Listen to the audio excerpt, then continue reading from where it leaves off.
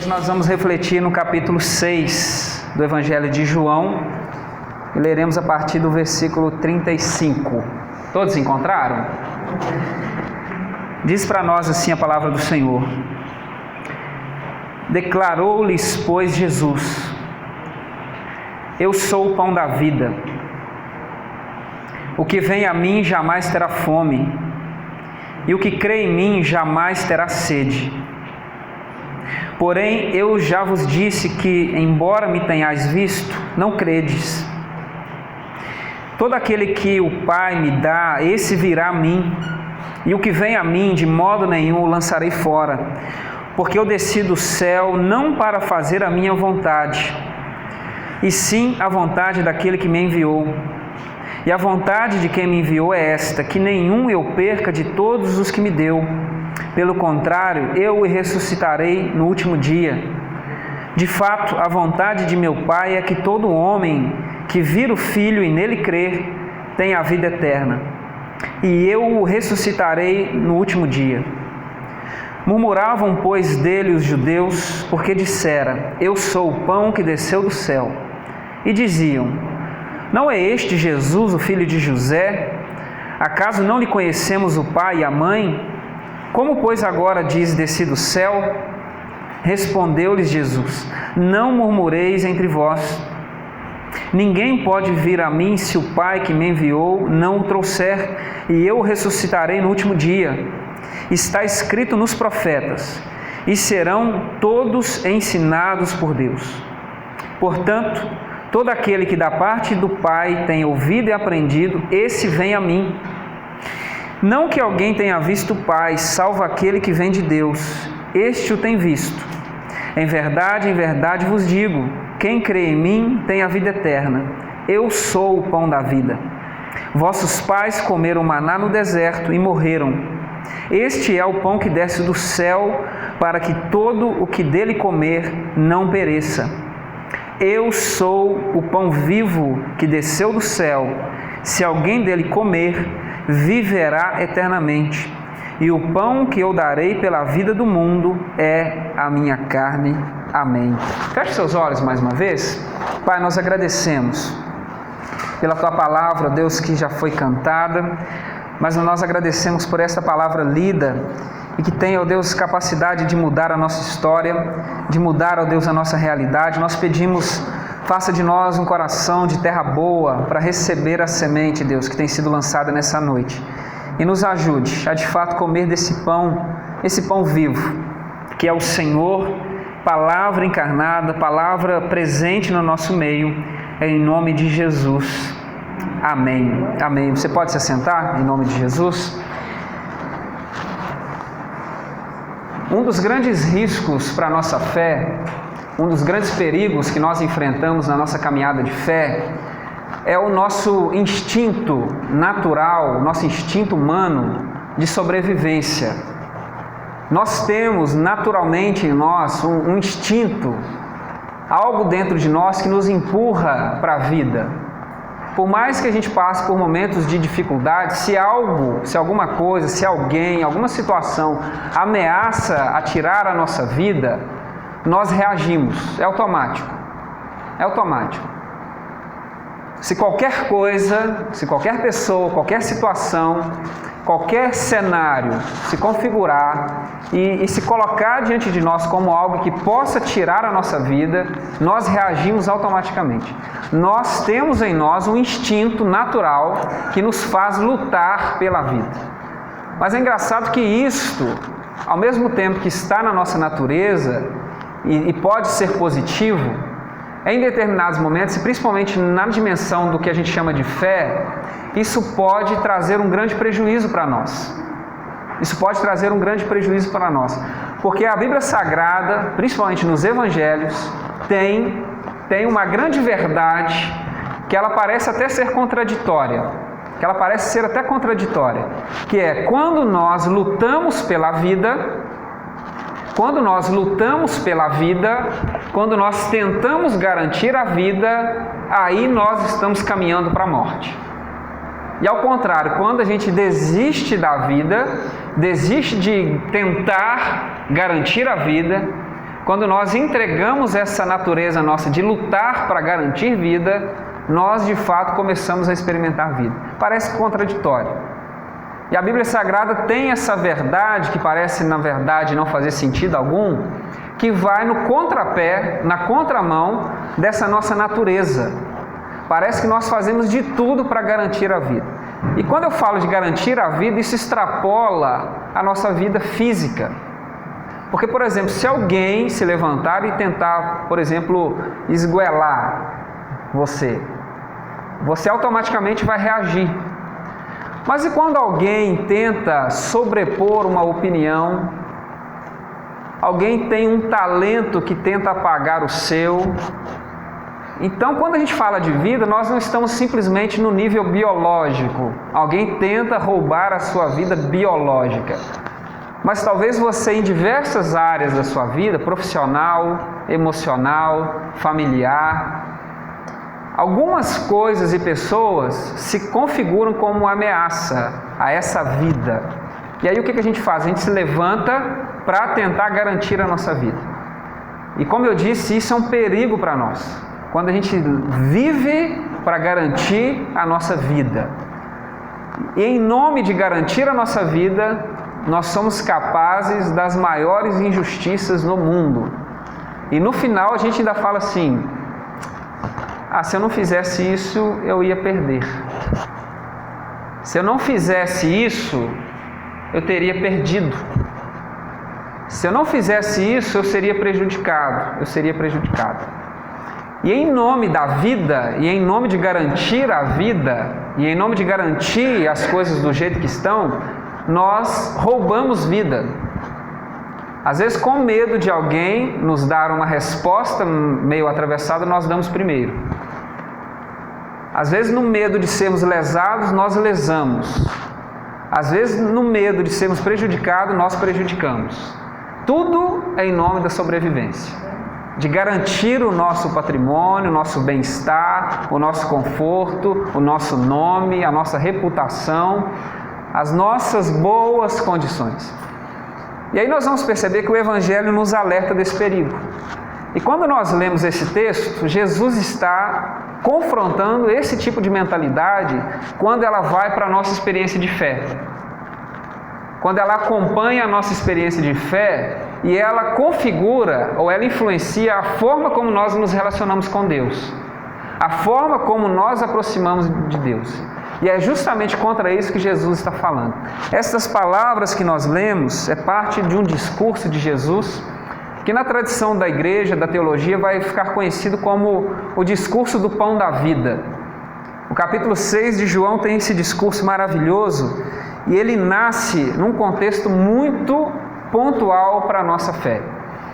Capítulo 6, no início do capítulo 6, tem uma narrativa que é a narrativa da multiplicação de pães e peixes. É uma das principais narrativas dos evangelhos.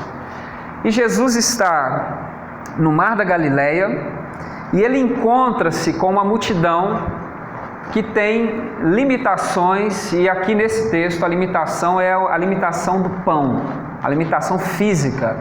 Eles estão com Jesus, a hora avança-se, percebe-se que eles não têm pão para comer, e Jesus testa os discípulos diante dessa situação, e diante desse cenário que se configura, Jesus realiza um milagre, que é o milagre da alimentação de uma multidão.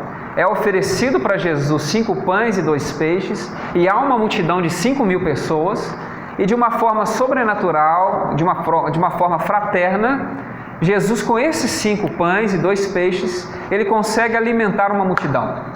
Então há aqui um milagre, uma fraternidade, há aqui algo sobrenatural.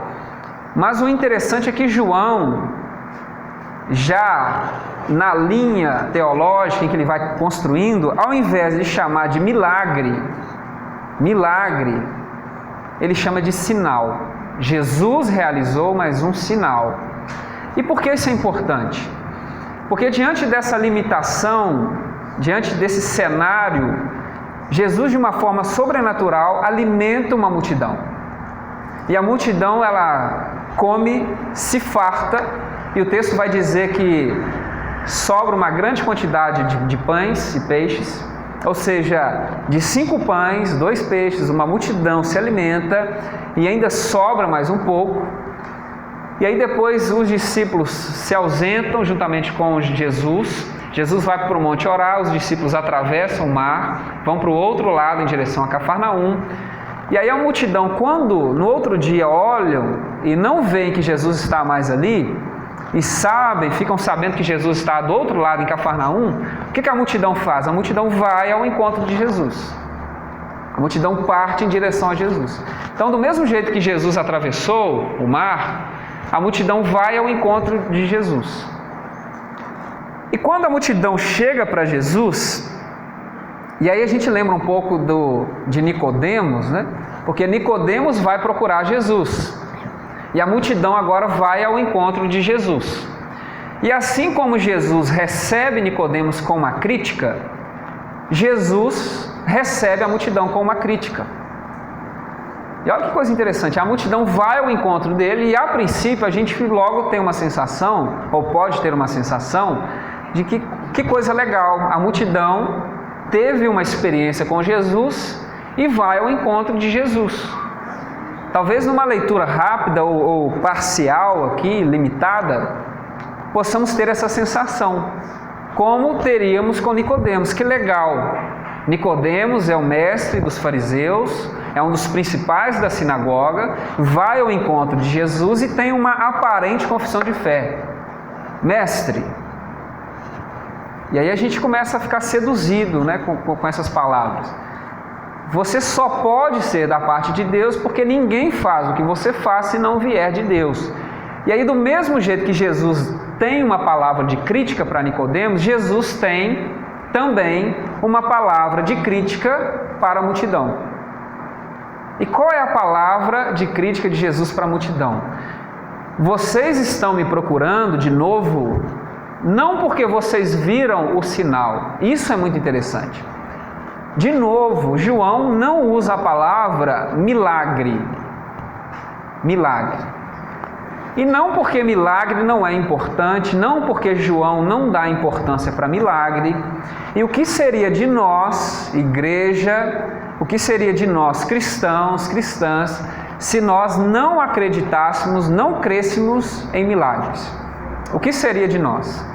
Se nós não crêssemos que há, sim, poder nas mãos de Deus e que Ele faz coisas sobrenaturais e inexplicáveis. O que seria de nós? Mas o que João está dizendo é que milagre não pode ser só um milagre. E é o nosso grande problema. Milagre para nós é, por si só, o nosso destino. E não pode ser isso. Milagre não pode ser o nosso destino, o nosso ponto final. Por isso João escolhe bem essa palavra, e quando a multidão se aproxima, as palavras de Jesus são: vocês estão me procurando de novo, não porque viram o sinal. Jesus não diz, não porque não viram o milagre, a ação sobrenatural, não viram o sinal. E por que sinal é importante?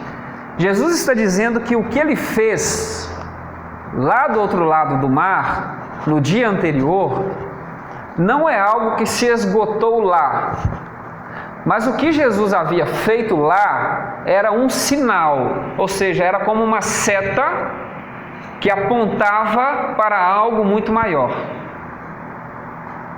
Vocês estão entendendo? É um sinal. O que é um sinal? É algo que você coloca os olhos, mas não é algo em si mesmo, ele aponta para outro lugar. Então você olha um sinal e aquilo te remete para outra realidade. Aquilo não se esgota em si mesmo. Então o que Jesus está dizendo é que vocês viram o que eu fiz e interpretaram isso como um milagre, não como um sinal. E o grande problema está aí. E na minha tradução moderna, o que Jesus está dizendo é: assim como vocês encheram o bucho ontem, vocês me procuram para encher o bucho de novo. É isso que ele está dizendo. vocês comeram até encher o bucho, comeram porque sobrou, então vocês comeram à vontade, mas como a comida de ontem passou e há uma necessidade nova hoje, vocês me procuram para quê? Para satisfazer uma necessidade como foi feito ontem. O que Jesus está dizendo é isso: vocês experimentaram um sinal que poderia levar vocês para algo maior, levar vocês para frente, levar vocês para uma dimensão maior, mas vocês ficaram na simples dimensão de um milagre. Milagre. E aí vocês estão trabalhando por uma comida que perece. Uma comida que perece.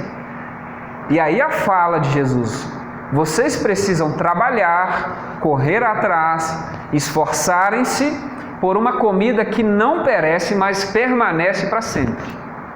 É o que Jesus está dizendo. Vocês comeram ontem, encheram o bucho, mas não entenderam nada do que se passou ontem. Como a barriga ficou vazia, vocês correm de volta, pensando que eu vou encher a barriga de vocês de novo. Vocês estão entendendo o que está acontecendo? Parece que João escreveu ontem isso daqui, né? Parece que foi ontem, né? Que ele publicou isso aqui no Facebook ontem, né? Fez uma postagem. Porque o nosso grande problema hoje é que nós estacionamos na dimensão mais básica, mais simples do sobrenatural de Deus. Nós estacionamos ali. Nós experimentamos as coisas maravilhosas que Deus faz, e Ele faz, e essa é a grande dádiva, a grande bênção, e às vezes Deus faz sem a gente nem pedir. Tem dia que você acorda, que você pensa em pensar sobre um problema, e o problema já foi resolvido. Então às vezes Deus faz sem você nem abrir a sua boca, Ele já fez. Mas aí a gente estaciona. Nós estacionamos. Ao invés de olharmos aquilo como um sinal e darmos um passo em direção àquilo que Deus está nos chamando, não, nós cruzamos os braços e esperamos a próxima necessidade bater a nossa porta. E ficamos nessa, sabe? Comemos, vamos embora. Comemos, vamos embora. Comemos, vamos embora. Essa mentalidade. E o que está acontecendo aqui é justamente isso. Algo ameaça a vida na dimensão humana, e aí eles correm atrás para resolver. Mas a verdadeira ameaça, que é uma ameaça espiritual, que já dominou a mente, o coração, até mesmo o físico deles, eles não estão preocupados. Eles querem resolver uma ameaça à vida biológica. Há um problema na dimensão humana. Mas a dimensão existencial, emocional e principalmente espiritual, eles nem atinaram para isso ainda. Por isso a fala: vocês trabalham por uma comida que perece. É importante vocês se darem conta de que vocês precisam de uma comida que permanece para a vida eterna. É importante isso. E nesse contexto surge uma grande pergunta. Tá, mas como é que a gente faz isso? Como é que a gente realiza então esta obra do Pai? E aí Jesus dá um sinal para eles. A obra do Pai é crer no enviado do Pai, que sou eu mesmo. Então o que Jesus está falando é: para que vocês realmente experimentem essa comida que permanece para a eternidade, é importante que vocês creiam no enviado do Pai. E aí começa uma discussão interessante. Por quê? Esse povo diz para Jesus: tá, ok, se você é mesmo enviado do Pai, dá para nós um sinal. Vocês estão entendendo a gravidade? Jesus realizou no início do capítulo algo sobrenatural, algo de grande proporção, o qual João está chamando de sinal, E a própria multidão, a princípio, percebeu que isso era algo divino, tanto que no final da narrativa da multiplicação eles vão dizer que, vendo o sinal, começaram a crer que Jesus era aquele que Moisés havia profetizado. E agora, quando Jesus os confronta, eles fazem o quê? Então dá para nós um sinal. Se você é isso tudo mesmo, prova para nós. Sabe por quê? Porque na nossa história tem um episódio em que apareceu no contexto de Israel alguém chamado Moisés, dizendo que era um enviado do Pai, era alguém enviado por Deus que nos conduziria para um projeto sobrenatural. E ele deu para nós um sinal. Ele mandou do céu o maná, mandou pão do céu para nós. Então, se Moisés deu um sinal, dá para nós um sinal também.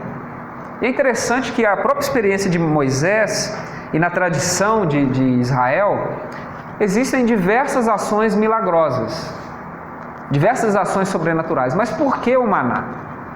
Por que escolher justamente o maná? E é interessante perceber isso, porque o maná é, na tradição de Israel, um símbolo de provisão.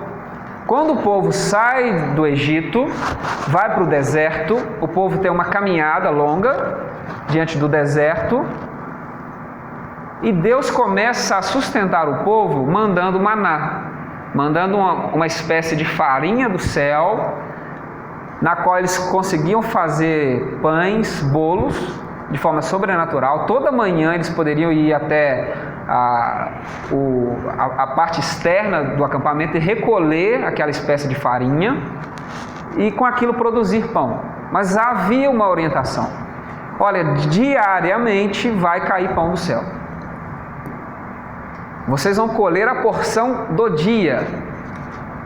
Somente na sexta-feira vocês vão colher dobrado, para que o sábado vocês possam descansar, crendo que a provisão do sábado já foi enviada. Então vocês descansem. O que o povo faz? Já no domingo, no primeiro dia, o povo já colhe para a semana. Já colhe para a semana. Olha que coisa séria, gente. Há uma palavra de Deus para o povo de que me comprometo em mandar diariamente para vocês a porção suficiente do dia. Colham o suficiente e confiem na minha palavra de que amanhã, a porção do amanhã será dada. Há uma palavra dada por Deus. Mas a palavra dada por Deus, ela é vencida pelo instinto de sobrevivência. Porque Deus falou e veio. E se amanhã não vier mais? Não, Deus é Deus, né? Ele livrou a gente do Egito, tá? Ele mandou alguns sinais do céu, ele mandou chuva de pedra, de fogo, transformou o rio em sangue, ele abriu o mar vermelho, fez a gente atravessar seco. Mas e se amanhã não vier? É o mesmo povo que experimentou, gente, sinais, prodígios no Egito. É o povo que atravessou a pé enxuto o deserto, que atravessou o mar em direção ao deserto, que atravessou a pé enxuto. E é o mesmo povo que do outro lado olhou para trás e viu o mar que estava aberto para eles e engolir o exército que ameaçava eles. E aí, quando Deus dá uma palavra, o que eles fazem? Vai que, né? Ao invés de colher o suficiente para o dia e confiar que amanhã Deus vai prover, eles enchem a bacia, enchem a despensa. Vocês estão percebendo que o instinto de sobrevivência às vezes nos impede de crer? Porque é melhor eu garantir de uma vez do meu jeito. E isso, na verdade, é dizer que Deus não tem capacidade de cumprir aquilo que promete, e há aqui uma crise de fé, na verdade. Eles enchem as despensas. E qual é o resultado no outro dia? Quando eles abrem a despensa no outro dia, ao invés de irem buscar o maná novo, todo o maná recolhido no dia anterior está podre. O nosso instinto de sobrevivência nos apodrece. O nosso instinto de sobrevivência faz com que as bênçãos derramadas se tornem maldição na nossa vida. Ao invés de garantir a vida, apodrece a nossa vida. Olha que coisa séria. O mesmo maná que foi dado por Deus para garantir a vida, torna-se podre e não tem valor algum para a vida deles. Olha que coisa séria. E aí quando eles pedem para Jesus um sinal, eles remetem ao maná. Então o que era para ser um sinal de fé, um sinal de provisão, uma experiência diária de fé, torna-se um meio de garantir satisfação de necessidades. Só. O meio de resolver o probleminha do dia. Transforma o maná não em uma experiência de fé, mas tentam converter isso num meio de satisfazer problemas, satisfazer vontade pessoal. Olha que coisa séria. E aí quando eles pedem para Jesus um sinal, eles querem esse maná. O que está em jogo, na verdade, é que eles querem que Jesus, de novo, dê um sinal semelhante ao que foi dado no dia anterior e na história de Israel. O que está em jogo é que eles estão pensando, e é o que nós caímos nesse erro, é que Jesus é para nós um meio de garantir que os nossos desejos pessoais sejam realizados. Que as nossas vontades, caprichos, mimos e criancices sejam atendidos. O que esse povo está dizendo é, dá para nós um sinal, ou seja, faz conosco o que Moisés fez, que na verdade não foi isso que Moisés fez, foi isso que o povo entendeu que Moisés havia feito. Deturparam o sinal. Olha que coisa séria, dá para nós um sinal. E aí Jesus diz para eles o seguinte, olha, não foi Moisés que deu para vocês isso. E tem um detalhe que vocês não estão percebendo. Todos que comeram desse pão, que viveram esta experiência lá no passado, morreram. Olha que coisa séria. E Jesus não está dizendo de uma morte meramente física, porque esta geração que comeu do maná nesse primeiro instante, não entrou em Canaã. Olha que coisa séria. Foi necessário morrer no deserto, os cadáveres caírem no deserto, surgir uma nova geração que a princípio entrou na terra, mas não experimentou o descanso na plenitude. É o que Hebreus vai dizer para nós. Josué não foi capaz disso porque não houve fé. Então eles comeram e morreram. Mas há um pão verdadeiro que Deus está dando agora, que quem comer desse pão jamais terá fome e jamais morrerá. Olha o que está acontecendo aqui. E aí, semelhante aos judeus, a Nicodemos, a samaritana, aos discípulos, há um mal entendido. Então dá esse pão para nós. Eles ainda estão com a cabeça de que há uma forma de que não haja mais necessidade, não haja mais carência na dimensão humana. Então, já que existe esse pão, dá para nós esse pão que a gente quer. E aí Jesus começa o seu discurso dizendo que ele está falando de um outro pão, de uma outra forma de ver a vida. Ele começa a falar de si mesmo como esse pão. Olha que coisa interessante, ele não vai dar um pão, ele é o próprio pão. E é um pão que desce do céu, que vem ao encontro das pessoas. E ele é o próprio alimento das pessoas. Ele é aquele capaz de saciar a verdadeira fome. Não que a fome física, não que as necessidades físicas sejam indiferentes para Deus, não isso. Mas por mais que a gente sacie as necessidades na dimensão humana, por mais que a gente consiga resolver o problema que nos atormenta hoje, amanhã tem outro. E daqui a pouco tem outro.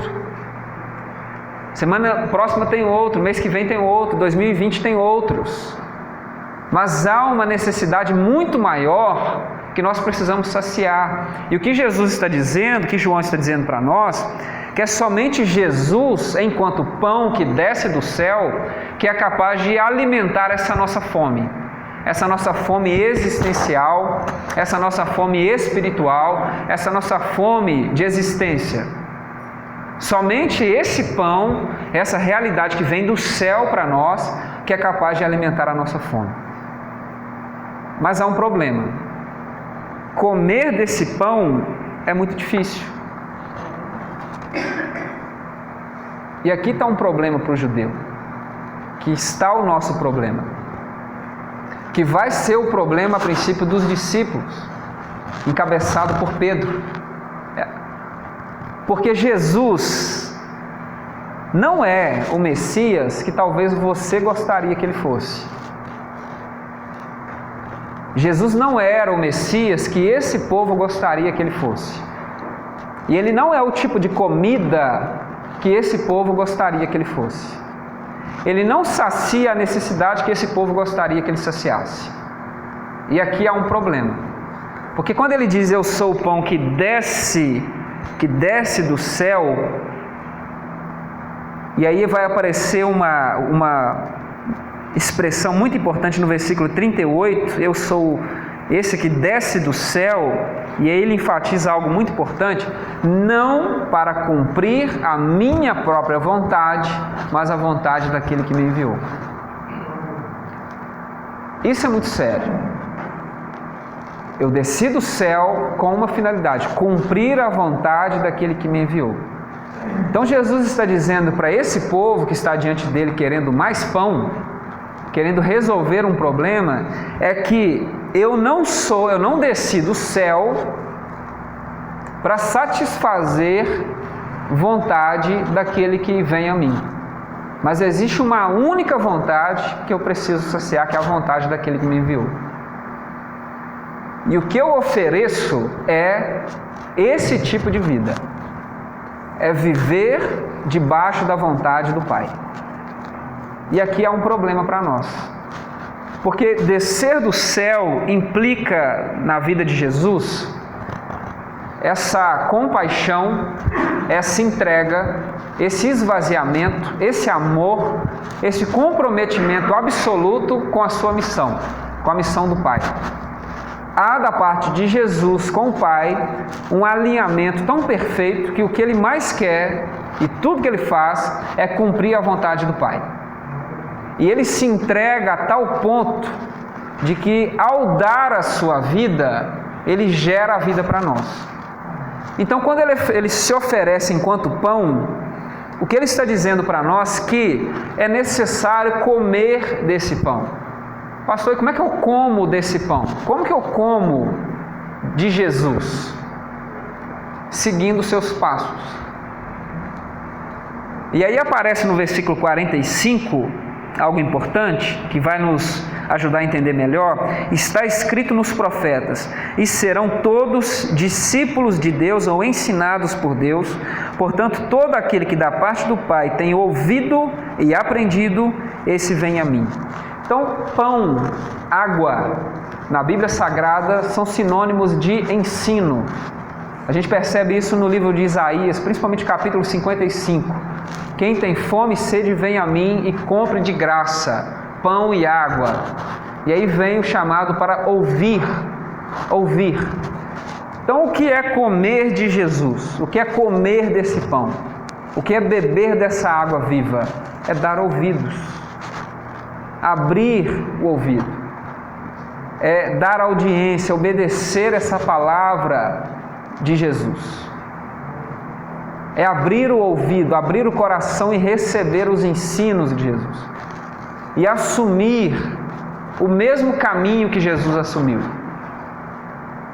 E qual é o caminho que Jesus assumiu? Ele não viveu para fazer a sua vontade pessoal. E aqui está um grande problema. Como é difícil não viver para satisfazer vontade pessoal. Isso é tão sério que nós temos isso nos evangelhos, praticamente em todas as cartas paulinas isso aparece.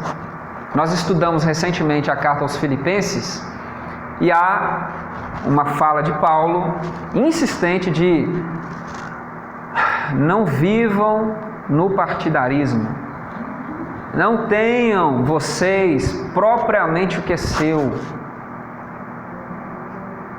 O que é isso? É vontade pessoal.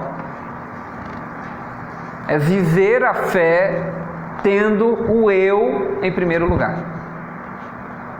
Isso sempre foi um problema humano, mas o nosso tempo, o nosso século, parece que isso cresceu de uma tal forma que o que prevalece no nosso tempo é o eu. O eu. Nós estamos na era do indivíduo. Do indivíduo. Tanto que nós temos hoje pouquíssimas igrejas, tá?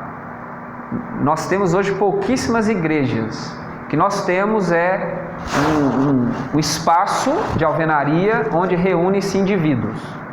Nós não temos igreja.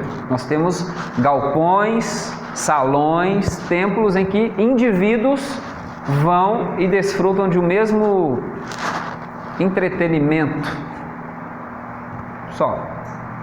Nós não temos igreja.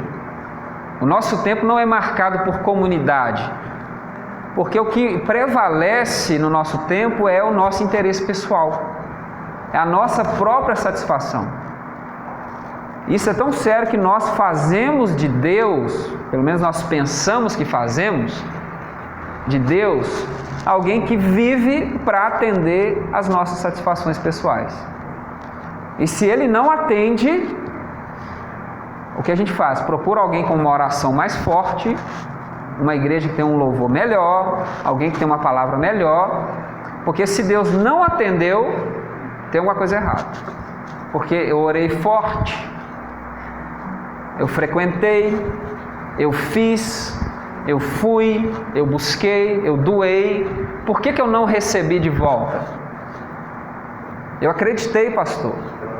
E eu aprendi que fé, gente, não é desejar forte, tá? Se você acha que fé é orar com o olho enrugado, isso não é fé. Porque a gente tem essa sensação que fé é você fechar o olho, sabe? Até e pensar, desejar. Isso é desejo. É errado? Não. Isso não é fé. Desejar forte, sabe? Desejo tanto. E a gente vai confundindo essas coisas. E qual é o grande perigo de viver essa fé? Por mais que, pelos motivos que nós desconhecemos, porque o problema é que de vez em quando a gente acha alguém ainda para dizer, não pastor, mas eu fiz a corrente tal e recebi, então pode fazer. Porque a gente acha ainda uns testemunhos que vão endossando essa prática. E a Herbalife descobriu isso, né? A Jequiti vai usando isso, né? Os testemunhos vão endossando essa prática de que foi porque nós obedecemos piamente, fizemos, e aí Deus foi obrigado a dar para nós. E sabe qual é o grande problema disso? Por mais que pelos motivos desconhecidos, seja pela graça, pela compaixão de Deus, ou alguém que viu você passando aperto e resolveu te ajudar, sei lá. Pelo qual motivo foi que você foi atendido, recebeu? Você está caminhando para a morte. Você está caminhando para a morte. Porque ter um pedido atendido, ter uma causa resolvida, ter a cura de uma doença, ter uma situação resolvida de forma sobrenatural por Deus, não garante por si só a vida da qual ele está dizendo no texto. Porque só experimenta essa vida quem come do pão. E quem come do pão? Quem aprende a viver não para si mesmo, mas para o outro, para fazer a vontade do Pai. É quem decide comer desse pão, ou seja, viver para satisfazer a vontade do Pai e não a si mesmo, é que começa a viver uma vida abundante. O que o texto vai chamar de vida eterna. E esse é o grande problema, porque se milagre resolvesse o problema da humanidade, as igrejas estavam lotadas. Que eu posso dar para vocês aqui de cabeça, assim, uma pequena lista de 1000 pessoas que já experimentaram coisas que eu nunca experimentei. E onde estão?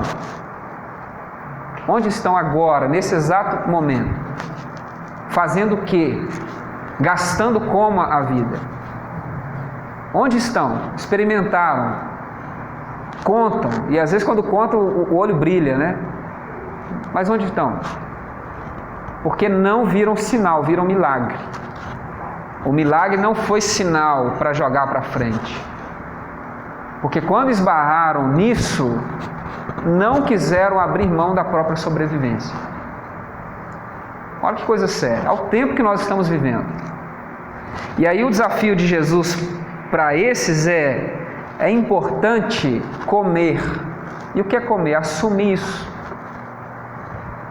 Isso que nos outros evangelhos vai ser sintetizado na seguinte frase: quem quiser viver, morre. Mas quem perder a vida por amor de mim e do evangelho, vive. Isso dá um nó na nossa cabeça. Isso dá um nó. Isso dá um nó. Porque infelizmente nós temos essa tendência. É de viver a fé desde que não toquem algumas questões que para mim são complicadas.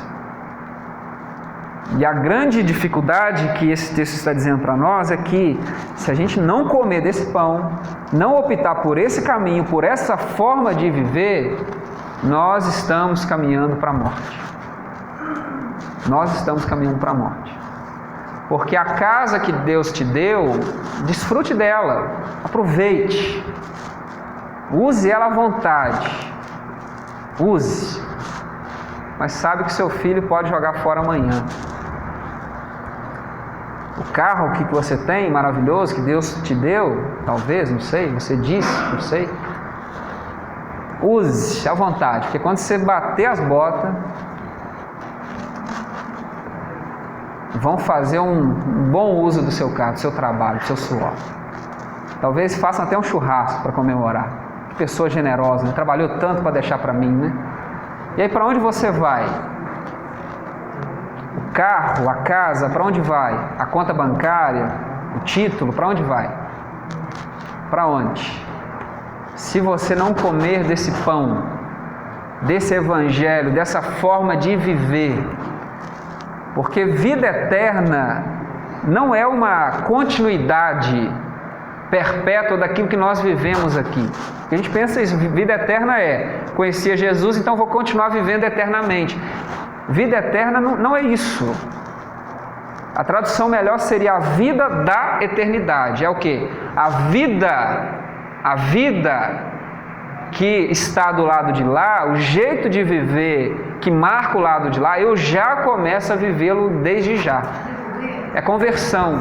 Então, vida eterna não é um prolongamento daquilo que nós vivemos aqui. Se eu viveria 70, eu vou viver eternamente desse jeito. Não, é vida da eternidade. Eu experimento agora, começo a viver agora a porção da vida de lá, que não tem nada a ver com essa vida corruptível que nós temos daqui.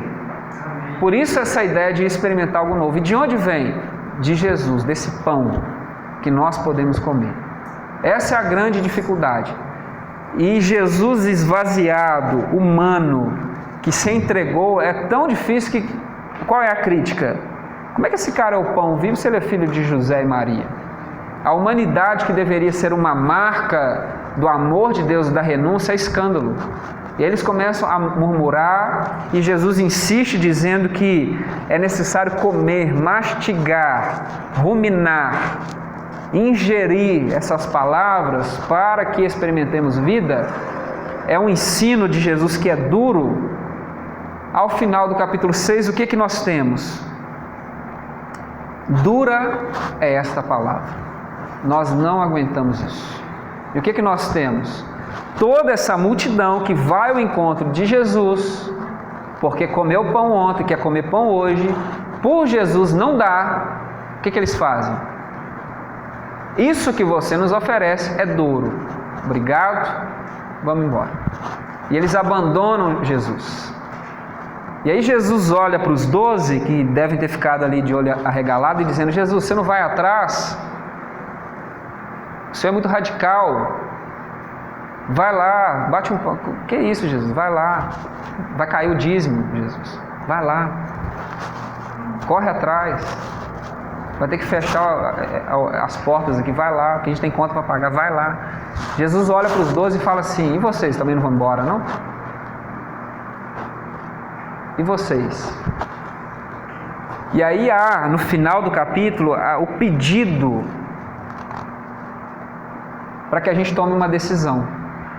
Porque a fala de Pedro, que representa os 12, é: para onde nós iremos? Se só tu tens palavras que comunicam essa vida da eternidade para nós. Para onde nós iremos? Porque se sairmos daqui, nós morreremos. Para onde nós iremos? E é importante para nós, nesse tempo, nós temos essa confissão de fé. Nós não arredamos o pé daqui porque nós queremos palavras que comunicam a vida da eternidade para nós. Nós queremos isso. Porque só quem come desse pão começa no seu dia a dia a experimentar essa vida da eternidade. E é importante para nós isso. E qual é a nossa postura? O que João está perguntando para nós, colocando para nós é: qual é a nossa decisão? Qual é? Quantas pessoas que você conhece que ficaram chateadas com Deus ou com a própria igreja, que não tiveram uma causa atendida, um problema resolvido? Quantas pessoas? Eu conheço um monte. E aí quando você lida com o Evangelho, não dá conta. Mas qual é a grande dificuldade? É duro, mas é o que gera vida. É duro de engolir, mas quando a gente engole, a gente vive para sempre. São palavras que comunicam vida eterna. É o que sara a nossa ferida de verdade. É o que nos leva para uma vida plena. E é essa palavra que Jesus tem para nós. Por isso ele diz: eu sou o pão da vida. Eu sou a palavra que comunica a vida. E é importante para nós. A gente acabou de cantar aqui: tu és o pão que mata a minha fome. E como é que Jesus mata a nossa fome? Não é resolvendo os nossos problemas. É comunicando vida para nós. Vida. Porque às vezes, se nós tivermos a vida de Deus em nós, a gente vai passar por cima de problema. A gente passa por cima. Como nós não temos, o problema é grande, nos para. Mas quem tem vida de Deus não para por causa de problema. Passa por cima. Essa é a mensagem da Bíblia Sagrada para nós. Você quer comer desse pão? Você quer experimentar desse pão? Porque é Ele que gera a vida eterna para nós. Eu queria que nós orássemos nesse instante. Queria convidar você a se colocar de pé.